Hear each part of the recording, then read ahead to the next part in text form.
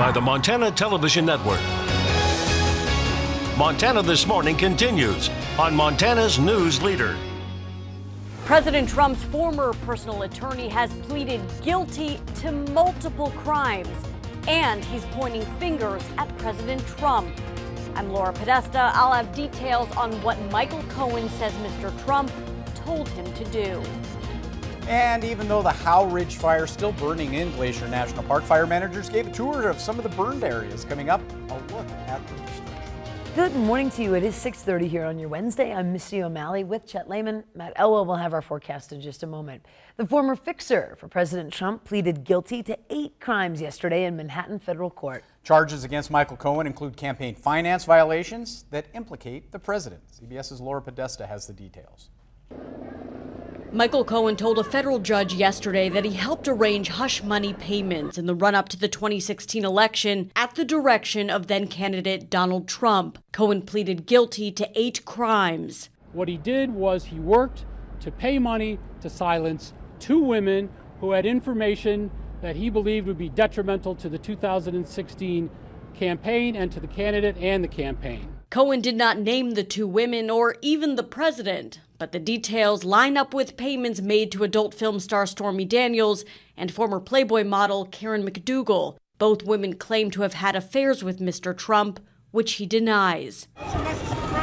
The former fixer for President Trump is facing 4 to 5 years in prison. What about Michael Cohen? President Trump avoided talking about Cohen yesterday, but at his rally in West Virginia, he continued his attack on the special counsel's Russia investigation. And the Russian witch hunt, we got a whole big combination. Where is the collusion?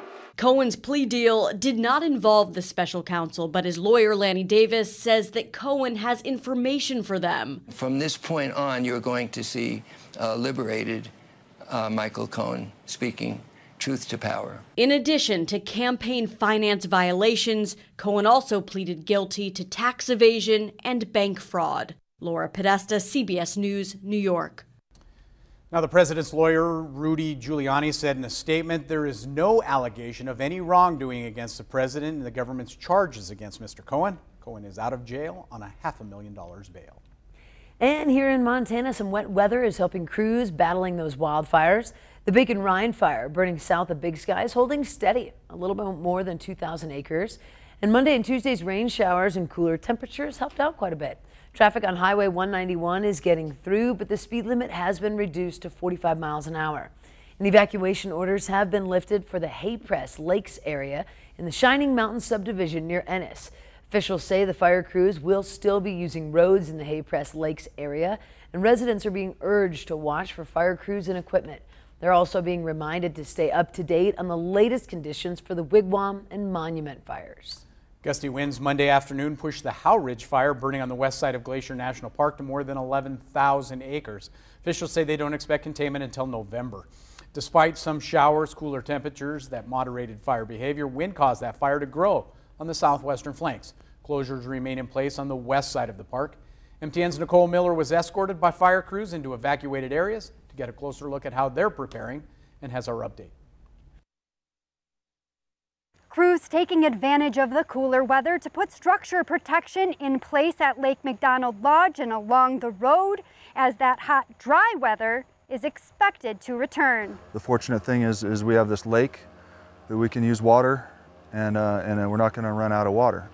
That's been a real blessing. As intense smoke smothers the area, Lake McDonald Lodge still standing, but the Howe Ridge fire continues to threaten it. Shane Ralston, a supervisor with Missoula Smoke Jumper Base, says falling trees continue to plague firefighters. Well, the snags themselves are the biggest challenge, and the number one priority for me is to keep our firefighters out of harm's way. Crews Tuesday continued putting structure protection in place around the park. I'm about 3 miles north of Lake McDonald Lodge. Behind me, you can see the Upper Lake McDonald Trail system.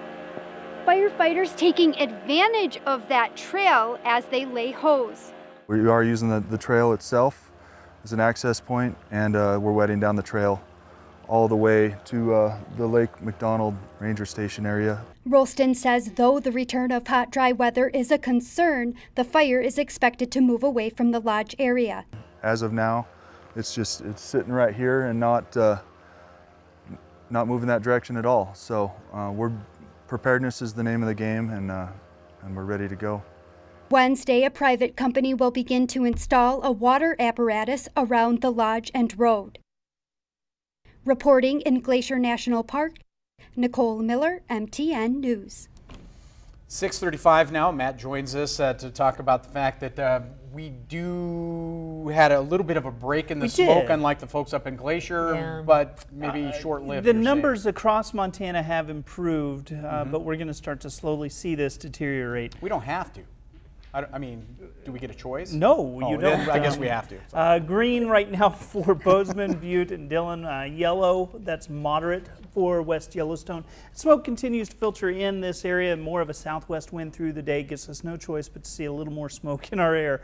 Sorry, Chet. That's all right. Temperatures back into the mid-70s today. We should see some sunshine through the afternoon, but afternoon thunder showers start to roll into the area. We'll talk about what that means for the day today and what to expect for the weekend. That's all coming up in just a few minutes. Thank you, Matt. 6:36. I thought I would ask, if nothing else. Montana Supreme Court has upheld a ruling that removed Green Party candidates from the state's ballot coming up in November. Order upholds State District Judge James Reynolds' decision last month that invalidated about 80 signatures used to qualify the Green Party for the ballot. Party had 5 candidates, including 1 each in the U.S. House, U.S. Senate races. Green Party still has a federal court lawsuit that's attempting to reinstate those candidates. In other news, the Silver Bow Sheriff's Office is asking for your help looking for a missing woman. 45-year-old Antigone Starr Kramer was last seen in Stoughton Park in that area on August 17th. Kramer's 5'10", about 150 pounds. She has reddish blonde hair. Officials say Kramer is usually active on social media but hasn't posted anything in days. She also may be depressed. If you have information on her location, please call Butte Silver Bow Law Enforcement at 406-497-1120. Heads up, Bozeman drivers, you're advised to avoid the MSU campus area today. It's move-in day for thousands of students. DN's Mallory Peebles shows us how to steer clear of the mess. MSU expects about 3,000 students to arrive on move-in day. However, there's already a large number of them who got here ahead of the big day. Typically, all eyes are on the marching band. But Tuesday, they'll have the best seat on campus, while the roles are reversed. We are on the field all day tomorrow, and we're over around Howard Hall. So we see a lot of the moving, and it's very stressful. But all of our freshmen have moved in, so they don't have to deal with that. Senior Kendra Herget has watched her share of move-in days. She says it's kind of like orchestrated chaos. There's going to be signs, staff, and volunteers helping lead folks in the right direction, but it's still going to be hectic. Especially around 12th Avenue. MSU News Director Michael Becker advises drivers to avoid campus and surrounding streets as well. And for those who plan to be here, he suggests going online first. To give them the best routes that they should take to try to get into campus to avoid as many traffic problems as they can. Freshman Madison Hagenson is going to miss the flurry of activity by 1 day because she's giving a speech hoping to earn a scholarship, but she's looking forward to catching up with everyone after the big rush. I'm super excited to be with my roommates. They're super nice, and I love this campus and this school. Her parents, however, are thankful. She's kind of sad we're missing the crowd. Me and Dad, not so much. Whether on the sidelines or the main event, Wednesday marks the start of many bright futures. For another look at those maps or to see the complete list, visit our website where we'll have the link. Reporting from Bozeman, I'm Mallory Peebles with MTN News. MSU says about 30% of its student population lives on campus. I think it's interesting, only the cymbal player got to use his instruments to do practice. The loudest of them all. That's it. Welcome to Bozeman. Welcome to Bozeman. All We're of happy you to have students. you. That's great. And thank you to all the volunteers helping them move in today. That's it. What a blast that's going to be. It we'll is have a more good on that time. coming up at 5:30 tonight. It is a really good time. Now, fun, yeah. coming up in just a couple of quick moments, a canine rescue, or that is a rescue of a canine. We head to Colorado where officials had their hands full to help out a pup in dire straits. Before we head to Colorado, though, let's check in New York with John Dickerson for a look at what's coming up at 7 o'clock. Good morning ahead on CBS This Morning. We'll talk with Michael Cohen's lawyer, Lanny Davis. What prompted his client's plea deal and the implications for President Trump. And a look at what's next for Paul Manafort and the special counsel's case. Plus, meet the American Samoan firefighters who've traveled nearly 5,000 miles to help battle the California wildfires with a unique tool. See you at 7.